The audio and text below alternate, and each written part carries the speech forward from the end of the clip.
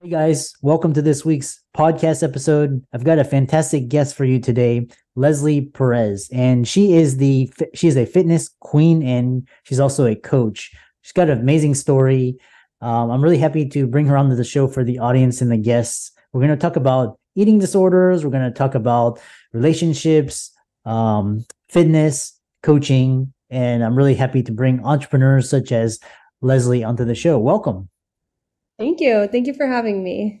Yeah, so kind of set the stage, talk to the audience about your story, how you got started, and what you do now. Like Christopher mentioned, I am Leslie Perez. I am from Miami, Florida.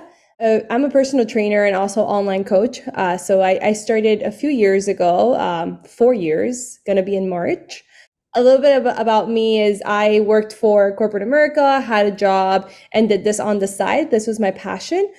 Just 3 months ago, though, I decided to quit corporate America and go full time with my passion, which is fitness. Um, Christopher mentioned a couple of things that I've been through. It's such a long story, and I'm sure we're going to dive into it. But I've had the whole process of going through CrossFit, doing body weight exercises, to strength training, to doing bodybuilding shows, going through bad relationships with food, eating disorders, to now fully recovered and be more knowledgeable about my nutrition and how to live a balanced lifestyle. Hmm. So I guess that's a little brief overview of all the things I've gone through in a period of like 30 seconds. Hmm. You mentioned something really interesting is this bad relationship with food. And I've heard the term bad relationship with money, and I've heard like bad relationships like codependence and, like abuse, all this stuff. What does a bad relationship with food look like? What does it feel like? What are the habits? This is more for my curiosity. Yeah, no, that's a good question. Um, a person that doesn't have the best relationship with food is someone that classifies food as good and bad. So someone that's like, oh, I eat like shit, or I eat really bad, I eat really bad food. Like a person that classifies a certain food item as bad, right? Obviously, like there are nutritional foods that attribute more to whatever goal you're trying to aspire, right? Like whatever goal you're going for. And there's foods that are more soul foods, but that doesn't necessarily make them bad, right? While I was going for my bodybuilding shows, I was under the guidance of maybe not the most educated coaches, which caused me to have a bad relationship with food, associating foods as bad for you, or things that I shouldn't be eating or shouldn't be doing. So that's how I hope that answers your questions in terms of like what is a bad relationship with food. Yeah. Yeah, it's kind of interesting. I just kind of dissected and it's just I'm interested in like new terms and what they mean.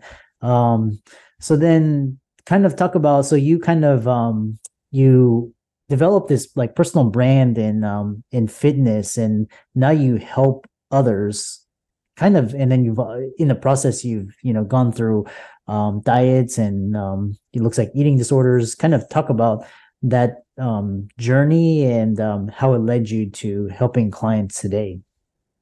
Yeah, I think the fact that I've gone through all the different phases of fitness per se, and I still have to go through different phases, helps me understand my clientele better because I understand what it is that they're going through and what they're feeling and what they're thinking. So going through the whole phase of like not knowing absolutely nothing, walking into a gym and feeling intimidated by all the men around you, that is a phase. I understand that because I've been there. Then I've gone through the phase of associating foods as bad, and what that feels like, and what kind of mindsets we have to talk about in order to help you set you up in the right mindset when it comes to nutrition. So I think all the lessons that I've learned, apart from like injuries that I've had as well, bulging disc, many injuries, all of those have helped me tailor better to my clients because they could relate to me because they may be going through similar things. And you learn as you go as well with different other experiences that you get along the way. Like most of the influencers I talk to these days, they have a specific skill. Like yours is in fitness and nutrition, diet, bodybuilding. Others can be in mental health, and others are like in marketing. And it's quite interesting how everybody's leveraging their skills to develop a personal brand. And a lot of them are coaching. So, they have clients and they're helping others. So one thing is talk about your approach to fitness. You talk about it should be a lifestyle, but kind of how do when people see your work, what do they see? What can they expect? Yeah, that's a good question. So my brand is, okay, abbreviations is BABY. It stands for Build a Better You. So I truly believe as humans, we should work towards being 1% better every day, whether that's reading a book, whether that's going for a walk, whatever it is. It really keeps us alive. It keeps us going. It keeps us motivated to continue, right? So with that said, when clients work with me, don't expect meal plans. I do not believe in restriction of food. I know that some clients are not prepared to macro track or track the nutrients that they're intaking. I understand that. So I give them a sort of structure, but never something that's limited or restricted. So that's kind of the process I go through. Every client is different. Every level that I get is different. So everyone's journey is different. I know people hate to hear that, but the process that usually comes in, it's a client comes in, I assess them in terms of where they are in their levels of skills, and then we go from there. The first month really is about me getting to know them, collecting data, like how they're actually eating, just by writing down their foods and stuff like that. What does their fitness routine look like, etc. And little by little, the key is building up, reaching different milestones little by little, not throwing 20 goals at you at once. And that's how you truly make sustainable habits and lifestyle changes, is little by little, nothing that's so drastic that you'll do for a month or two and then give up because it's too much and unsustainable. So that's what I truly believe in. And if people were to work with me, that's what they should expect from me. And I'm a more so of a tough love person. So I will empathize with you, but at the same time, I'll make sure you get on your stuff. Yeah. And what sort of results have you, I know client testimonials and what have you, what have they said? Yeah, no, I mean, they love it because I'm a very hands-on coach. So I'm not your typical coach that may give you a plan and peace out for 2 months or so, right? I'm very much talking to you multiple times per week, texting you. If I see you've missed a few workouts, I'm there chatting you up to see what's going on. And again, I'll empathize with you, but I also remember that you have a goal and that you're trying to get to a certain place. And there's different clients that, maybe they're just trying to, again, have a lifestyle around this. And there's some that legit have goals that we have a deadline for, like brides. I've trained brides before, so they want to fit into their dress. So it's specific goals like that. And we've had great results. I had one bride train with me for a whole year. She came from doing keto diets, things that restrict carbs, things like that, to training with me for a full year and losing a total of 70 pounds and fitting into her dream dress, right? So it works. It's just it's a patience game. If you want quick results, I am not your girl, because it takes time. Yeah. Yeah. Most of the coaches I've in the past that I've had, and it's a long game. It's basically small chunking it, and it's not like a Band-Aid. It's actually you have to mentally, you have physically, everything. One thing is talking about was dealing with eating disorders. And have you encountered clients in the past with eating disorders? How do you approach their fitness and nutrition plans differently? That's a great question. So it really depends, right? So if a client comes to me and there's just some behaviors of this food is bad, and it's minor things, those are more mindset conversations we're going to have, and then kind of shifting gears as to, instead of I should or have to do this or I have to eat this, is I want to eat this, right? Shifting their gears to something they have to do to something they want to do.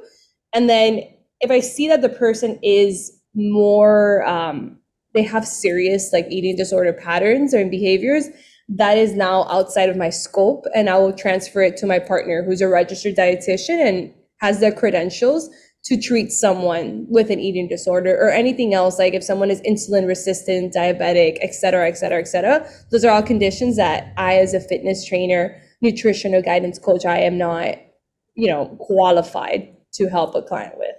Yeah. Yeah, it's important, your scope.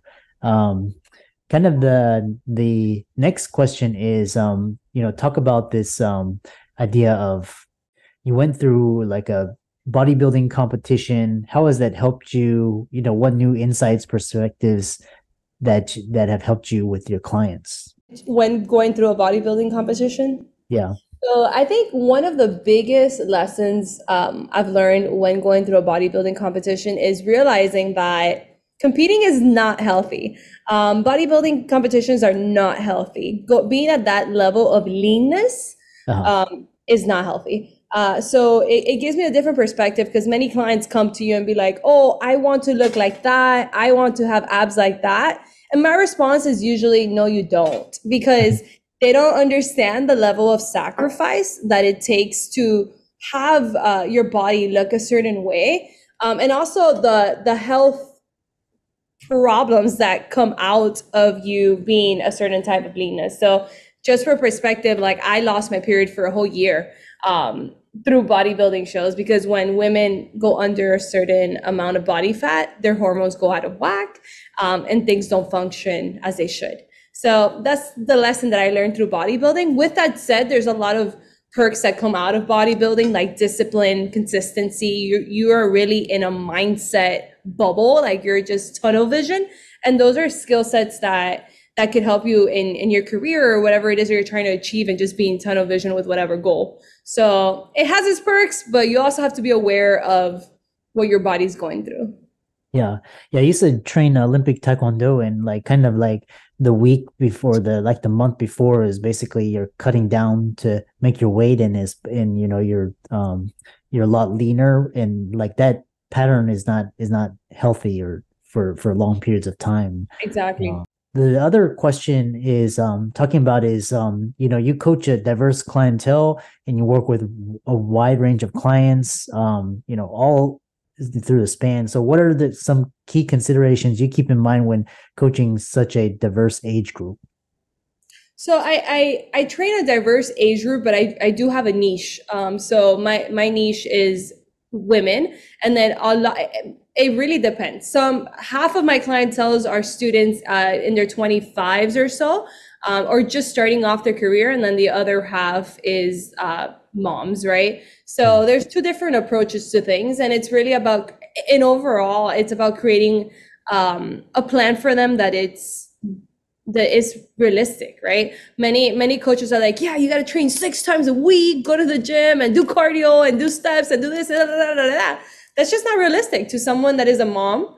Maybe they don't have as much support from their partner, and they have to do everything. That's not realistic. So really, a win is working out 3 times in a week. That's a win, right? So it's about, in general, setting realistic goals. And I think many coaches get ambitious, or they forget that it's someone starting something brand new, that they forget to relate in that sense.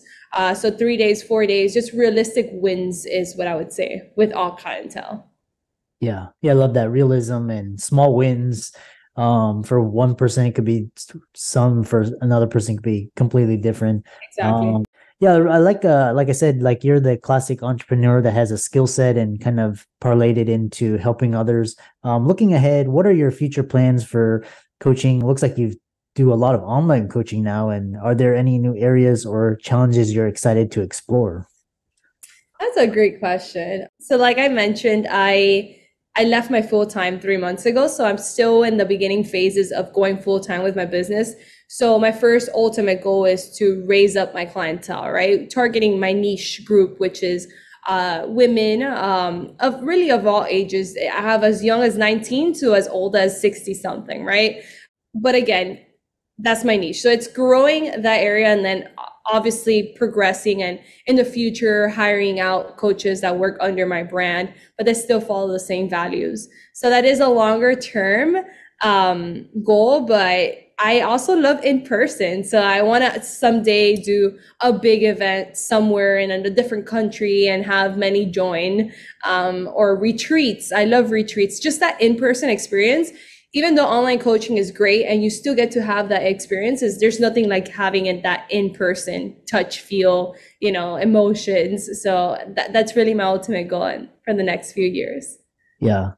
Yeah, really interesting. And yeah, we're gonna have to have you back on to talk about, your corporate to fitness career transition.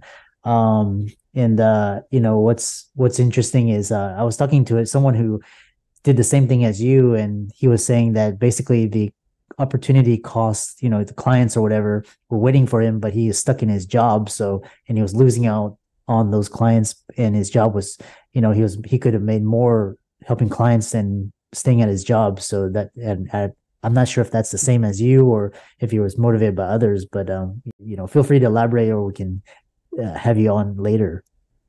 Yeah, when it comes to that, my corporate job was well paying. So for me, I actually took a pay cut, but Mm. knowing that I will be fine in a few months from now, because now I have all the time to dedicate to my clients and like really go full throttle with my business. So for me, like it was leaving actually a safe, great amount of salary for something that I'm not used to. But it's okay. Like I'm okay with being uncomfortable, and I'm okay with taking risks as long as I'm happy with what it is that I'm doing. Because I refuse to spend another minute, another hour, another day doing something that I have zero passion for. Yeah, and that's the recurring theme is we only have one life. I think COVID really put its mark on that idea, and it's kind of like and you control your time, your income, your location, who you spend your time with. Whereas, kind of this you create your own security. So really interesting conversation. How can people follow you on your socials, check out your work, reach out to you if they want to, see your services, etc.? Yeah, Christopher, they could follow me at Baby by Leslie. So literally the word baby. Again, it's not a baby by me. It's like BABY stands for Build a Better You. So at Baby by Leslie on Instagram, and then I have my website as well, which is babybyleslie.com.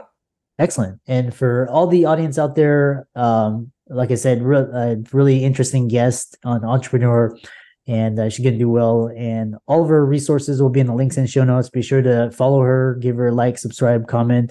And with that, thanks so much for coming onto the podcast. Yeah, of course. Thanks for having me, Chris.